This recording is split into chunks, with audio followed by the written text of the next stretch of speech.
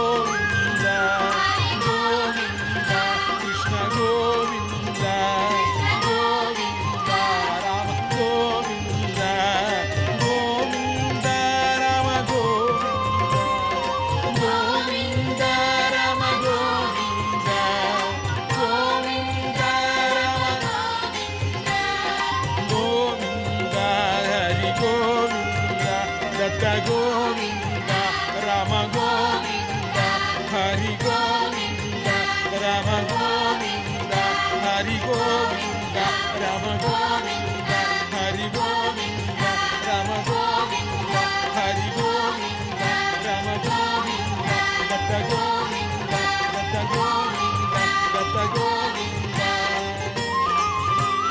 Venkataramana వెంకటహరణ కింకరపాల Govinda Venkataramana వెంకటహరణ కింకరపాల Govinda Venkataramana వెంకటహరణ కింకరపాల Govinda.